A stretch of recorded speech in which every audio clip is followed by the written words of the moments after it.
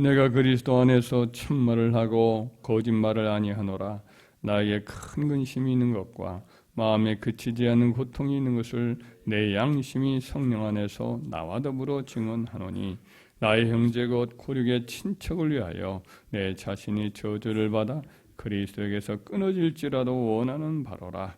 그들은 이스라엘 사람이라. 그들에게는 양자등과 영광과 언약들과 율법을 세우신 것과 예배와 약속들이 있고 조상들도 그들의 것이요 육신으로 하면 그리스도가 그들에게서 나셨으니 그는 만물에 계셔서 세세의 찬양을 받으실 하나님이시니라. 아멘. 우리가 로마서 1장부터 이렇게 8장까지 새벽 예배부터 쭉 하니 이렇게 하나님 말씀 살펴보았습니다. 1장부터 8장까지를 크게 말하면은 개인적 구원론이라고도 할 수 있습니다. 한 개인이 어떻게 그 구원의 영광에 이르게 되는가, 여기에 대해서 논리적으로 사도 바울의 차분히 체계적으로 해서 이렇게 진술을 한 것을 우리가 보았습니다. 그리고 이제 9장부터 11장까지는 잠깐의 하나의 여백이라고도 할 수가 있는데, 이것은 주로 이제 한 민족적 구원, 특별히 사도 바울의 육신의 동족인 이스라엘의 구원과 관련된 이야기를 사도 바울이 여기서 3장에 걸쳐서 이렇게 진술을 하고 있습니다. 왜냐하면 사도 바울은 자기 동족 이스라엘 백성, 그 당시에 주로 말하면 유대인들인데, 유대 지파의 사람들인데, 이 사람들이 복음을 받아들이지 않아요. 이것이 큰 고민이 되었어요. 사도 바울은 이방인의 사도로 부름을 받아 이방 지역 각지에 가면서 이방인들이 복음을 열렬하게 받아들이고 교회가 크게 세워지고 그들이 성령의 충만함을 받고 이런 것들을 많이 보았습니다. 그러나 가는 곳마다 복음을 전할 때마다 누가 가장 그의 전도 활동을 방해하느냐면 자기 동족이 방해를 해요.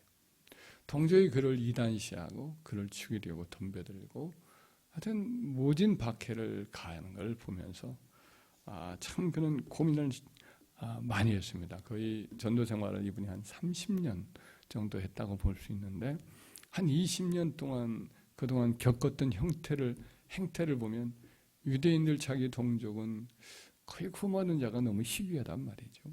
그래서 그가 이제 한 20년 정도 전도 생활을 하다가 이 로마서를 쓰고 있는 상황인데, 그때 그의 마음의 고민은 참말로 다할 수가 없었어요. 얼마나 자기 동족의 구원이 그의 마음속에 뜨거운 마음의 관심사였느냐면, 차라리 본인 자신은 그리스도에게서 저주를 받아 끊어질지라도 자기 동족 고륙 친척은 구원받기를 간절히 원한다. 이렇게 그가 고백할 정도로 동족 구원에 대한 열망이 컸습니다. 그 숱한 밤을 새우면서 아마 고민을 하면서 이 문제를 가지고 씨름을 했을 텐데, 그의 질문들은 뭐 이런 것이 주로 이런 의문들이었을 겁니다. 하나님은 왜 이스라엘 백성의 조상 아브라함에게 하셨던 그 언약을 이게 과연 지킨 것인가? 내가 너로 만민 가운데 복을 근원으로 삼겠다. 천하 만민들에게 네 자손들이 번성하도록 이렇게 하겠다. 이렇게 하셨는데 과연 이 약속을 하나님이 지키셨는가? 육신의 이스라엘 백성이 복음을 거부하고 이방인들은 이렇게 복음을 받아들여서 하나님의 참 백성인 참 이스라엘 안으로 들어왔는데, 이건 왜 어떤 신학적인 근거를 갖고 있는가? 이스라엘 민족이 왜 그들의 구원자이신 그리스도를 대적하는가? 그 대적의 이유가 뭔가? 하나님은 이스라엘 백성을 영원히 버리셨는가? 하나님께 자기 백성 이스라엘, 자기 백성으로 이스라엘 대신에 이방인을 선택한 것은 이건 또 신실치 아니하고 변덕스러운 것은 아닌가? 유대인과 이방인들 가운데 구원을 받고 하나님의 백성이 되는 사람들이 있는데, 과연 어떤 근거에 의해서 그들이 구원을 공통적으로 받는가? 뭐 이런 고민들을 많이 했을 것이라 생각이 됩니다. 그래서 하나님 말씀을 묵상하고 또 기도하는 가운데 성령이 그에게 주셨던 영적인 지혜, 진리의 깨달음, 해답들을 나름대로 정리한 것이 이제 9장부터 11장까지의 말씀이라 생각이 됩니다. 그 중에 일부 처음 부분, 9장 부분의 초반부 부분을 잠깐 살펴보면 이 구원론에 관한 자기 동족이 거의 많이 돌아오지 않고 이방인들이 구원을 받는 이 문제를 가지고 실험하면서 두 가지의 구원론의 특징을 그가 여기서 진술을 합니다. 첫째로 하나님께서 아브라함에게 주셨던 약속이 혹은 취소되거나 혹은 뭐 실행되지 못한 것이 아니라는 거예요. 여전히 그 약속을 하나님이 지켜오시고 지켜주셨다는 거죠.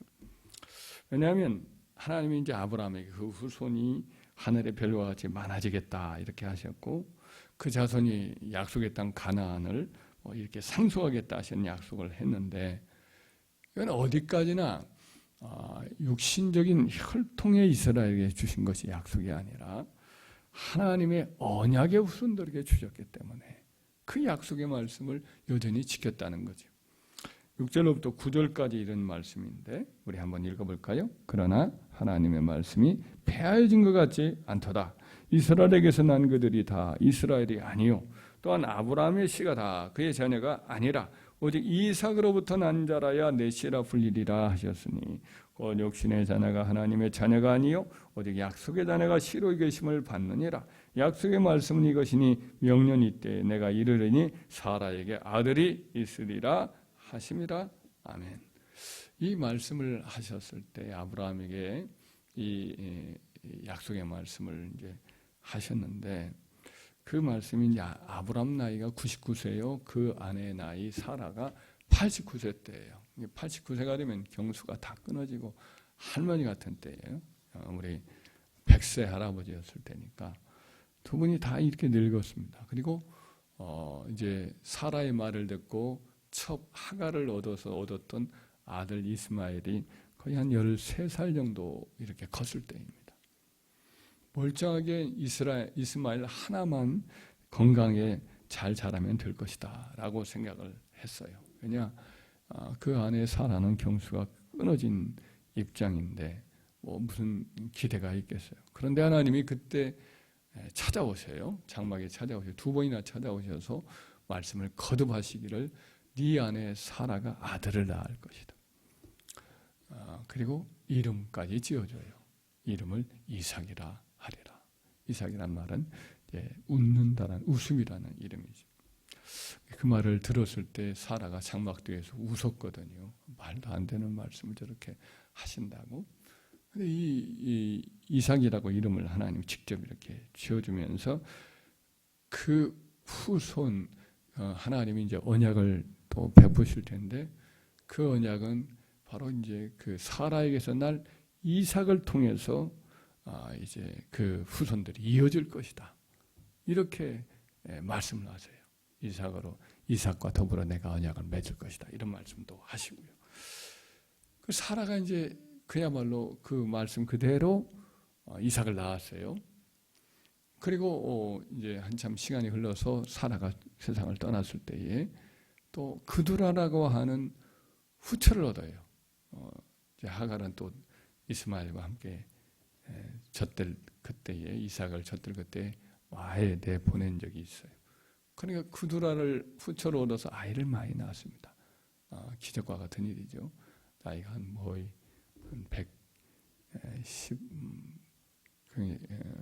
110한 20세나 이때나 이제 얻었는데 그러니까 이삭이 아내를 얻은 다음에 얻어요. 얻은 다음에 얻는 것으로 보여지면 140세가 넘어서 아내를 얻습니다. 굉장히 나이가 많은데도 불구하고 또 자식을 낳았어요. 하나님 특별한 은총이죠.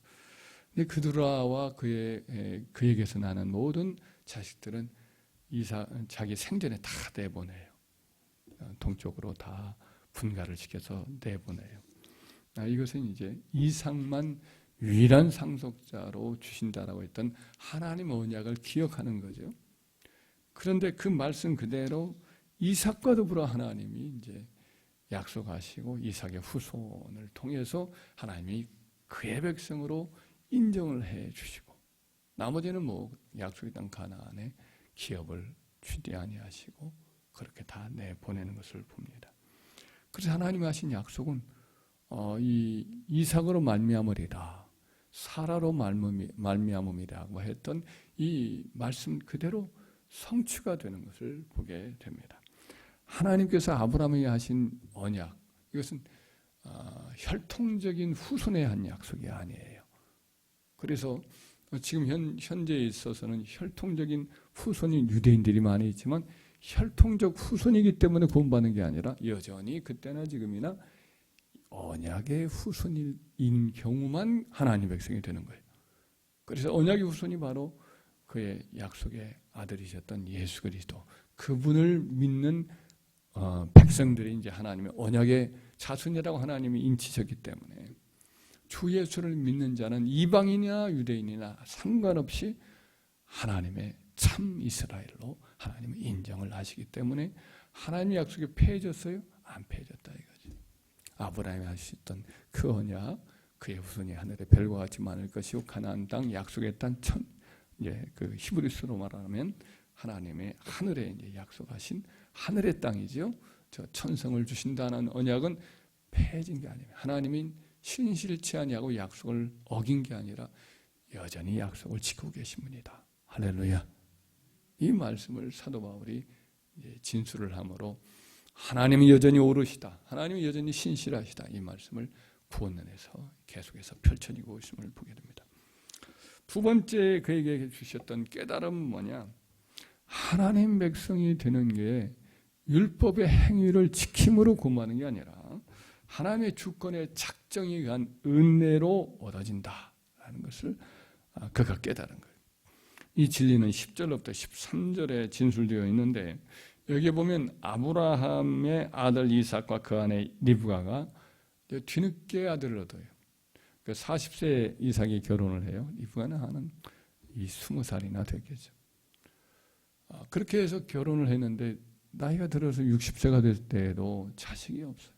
리브가나 이삭이나 많이 근심이 되어서 하나님께 기도했는데 하나님이 그 기도에 응답해 주셔서 나이 60에 이제 아이를 얻었어요. 문제가 또 생겼는데 아내 리브가의 뱃속에서 이 아이가 혼자인 것이 아니라 둘이에요. 맨날 싸워요. 맨날 그냥 뱃속에서 전쟁이 터져요. 그 리브가가 하나님께 이제 가서 간절히 기도하죠. 하나님께 왜 이렇게 뱃속에서 이렇게 싸웁니까? 그랬더니 네 태중에서, 네 뱃속에서 두 민족이 나뉘었구나 하면서 하신 말씀이 큰 자가 어린 자를 섬기리라, 이런 말씀을 해요. 장남이 있을 때인데 장남이 둘째 아들 쌍둥이 동생을 섬기게 될 것이다, 이런 말을 하는 거예요. 선지자 말라기도 이 문제를 가지고 이야기를 하는데 말라기 1장 2절 3절에 나 여호와가 말하노라 에서는 야곱의 형이 아니냐 그러나 내가 야곱을 사랑하였고 에서는 미워하였으며, 이런 말씀을 해요. 근데 여기서 미워하다는 말은 사실은 오해를 하면 됩니다. 성경에 나오는 사랑하다, 미워하다 이 말씀할 때는 미워하다는 말씀은 때로 거의 그렇게 많이 쓰는데 아주 증오하고 싫어하다 이런 의미라기보다는 덜 사랑했다라는 거예요. 사랑하는 사람은 있지만 그보다는 덜 사랑했다. 그 야곱이 큰 아내죠. 첫째 아내 레아를 사랑은 해요. 그러나 라헬을 더 사랑하기 때문에 어떤 의미에서는 레아는 미워했다 이런 표현도 쓸 수 있는 그런 의미입니다. 레아도 사랑하죠. 그러나 라헬을 더 사랑하니까 라헬만 보이는 거죠. 원래 레아 입장에서는 자기를 미워하는 것으로 생각하는 그런 취지라고 이해를 하면 됩니다.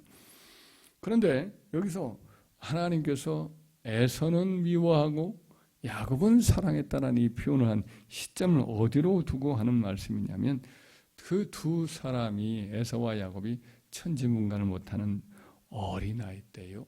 그 어머니 리브가의 뱃속에 있을 때 하신 말씀이에요. 그러니까 하나님께서 이제 사랑하는 야곱의 후손을 택하시는데 그것을 그렇게 하나님이 자기 백성을 구원하는 것이 그들이 무슨 선을 행하고 율법을 잘 지키고 똑똑하고 쓸만해서 그래서 하나님 백성으로 택하느냐? 그거 아니잖아요. 뱃속에 있는 아이들이 뭘 알아요? 그들이 무슨 선을 행하거나 하나님의 법을 알아가지고 그걸 지켜 행하려고 노력하거나 그래가지고 이렇게 하는 것이 아니에요. 뭐 야곱을 여러분이 보시지만 사실은 에서보다도 어떤 면에서는 좀 야비한 면도 있고 욕심이 너무 지나치고 그런 면이 있잖아요. 어떤 의미에서는 에서는 정직한 면도 있고 남성답고 뭐 그런데 오히려 야곱은 약간은 그 욕심도 있고 수법도 좀 이상하게 이렇게 잘못된 방법들을 그냥 용인을 하고 그런 면이 상당히 많이 있잖아요. 그런데도 불구하고 이렇게 야곱을 택하시고 에서를 하나님이 그의 약속의 자손으로 인치시지 않은 까닭은 뭐냐? 전적으로 구원은 하나님의 주권적 은혜라는 거예요. 할렐루야. 이걸 11절에 말씀하죠. 한번 읽어볼까요? 그 자식들이 아직 나지도 아니하고 무슨 선이나 악을 행하지 아니한 때에 택하심을 따라드는 하나님의 뜻이 행위로 말미암지 않고 오직 부르시는 이로 말미암아 서게 하려 하셨다. 하나님의 전적인 뜻에 있다는 거죠. 그게 우리가 전도하다 보면 이런 말 하잖아요. 왜 당신들은 왜 이스라엘 민족의 부족신을 믿습니까? 우리는 단군 조상의 후손인데 왜 그 이스라엘 민족이나 믿을 수 있는 그 부족신을 믿습니까? 우리가 상관없는 신을 믿습니까? 이런 말을 하거든요. 이것은 이제 그들의 오해인 거지요. 하나님은 세상 만민 가운데 아브라함이라는 사람을 선택해서 하나님의 뜻을 이렇게 증거하고 하나님을 계시하시고 또 구원의 구주를 보내시려고 하는 것이 그분의 선택이에요. 절대 주권에 속한 거죠. 일개 부족신으로 사람이 선택한 게 아니고 민족이 선택한 게 아니고 하나님의 유일하신 하나님이 이제 아브라함의 사람을 통해서 자기를 계시하기를 기뻐하셨기 때문에 그렇게 정하셨기 때문에 그렇게 하신 것이죠. 하나님이 왜 그렇게 하셨느냐라고 또 따지고 물을 수 있는 자리에 있는 것도 아니고 하나님은 절대 주권자요 창조주요 또 그분의 세상 만사를 운행하시는 대주제자요 우리는 한치 앞도 모르는 피조물에 불과하고 유한자에 불과하잖아요. 그래서 하나님 그 원하시는 자는 하나님이 쓰시고 악한 자는 악한 일로 선한 자는 선한 일로 사용을 하시고 구원의 백성, 자기 백성을 택하는 것도 역시 그렇게 하시는 것이지요. 그래서 우리는 감히 하나님께 반문할 수가 없고 왜 이 사람을 택하시고 왜 이 사람을 버려두느냐 이렇게 비난할 수가 없는 거죠. 토기장이 비유를 말씀하는데 토기장이가 한 진흙덩이로 하나는 귀 쓰는 그릇을 하나는 천이 쓰는 그릇을 만들 수 있는 권한이 있어요 없어요? 있잖아요. 왜 나를 이렇게 뭐 질그릇으로 만들고 왜 나는 이렇게 그냥 장을 담는 그런 투가리로 만들고 왜 저 흙덩이는 가지고 귀한 아주 하얀 그런 토기 그릇으로 만드느냐 이렇게 따질 수가 없어요. 그건 다 토기장이의 주권에 속한 거죠. 그렇기 때문에 우리가 잘나도 하나님 사람 앞에서 자랑할 수가 있어요 없어요? 자랑할 것도 없고 또 어떤 역할이 작은 것밖에 없을 수 있어요. 이 땅에 살면서 은사를 다 주지 않거든요. 어떤 사람은 뭐 재능이 있고 어떤 만지는 재능이 있고 어떤 사람은 공부머리가 있을 수도 있고 어떤 사람은 또 농사를 잘 짓고 어떤 사람은 또 이렇게 예술을 잘하고 어떤 사람은 또 의사가 되기도 하고 간호사가 되기도 하고 여러 종류의 사람이 있어요. 근데 이것은 다 하나님이 주권적으로 그렇게 또 하시는 것이 있는 것이거든요. 노력해서도 되는 것이 있지만은 그러나 근본적으로 보면 하나님이 주권적으로 그 뜻을 통해서 모든 사람들 다 살리게 하신 거예요. 한 사람이 모든 걸 다 할 수가 없어요. 시간도 유한한 가운데 자기 역할이 있다고요. 그래서 우리는 다른 사람을 평가할 수도 없고 다른 사람은 다 우위에 있다고 절대로 자랑할 수도 없고 모든 사람을 다 자기에게 이 땅에 살도록 돕도록 돕는 자로 주셨다라고 생각하고 모든 사람에게 고개를 숙이고 감사하고 고맙게 여기고 서로 하나가 되어서 살아가는 것이 이것이 마땅한 하나님 백성의 태도요. 모든 사람이 가져야 할 자세인 줄 믿습니다. 그래서 하나님에 대해서 구원론에 관해서만 특별히 얘기해도 하나님은 자기의 약속을 폐한 적도 없고요. 그리고 하나님은 또 그렇게 어떤 사람을 부르시고 구원하는 것도 하나님의 전적인 뜻에 있다. 이것을 오늘 본문의 말씀에 진술을 하고 있습니다. 우리가 구원받은 것도 하나님의 만수된 택정하신 택하심을 따라 된 것이고 그의 전적인 자비로 된 것이고 오직 은혜일 따름인 거죠. 우리의 행위가 아니죠. 그래서 좀 들풀 같고 지극히 가벼운 티끌 같은 우리 한 사람 한 사람 이렇게 영원한 하나님의 구원의 백성으로 불러주신 것 참 오직 하나님의 전적인 은혜이기 때문에 그분께 영원히 찬양하고 감사하며 살아가는 저와 여러분 되기를 주의 이름으로 축원합니다.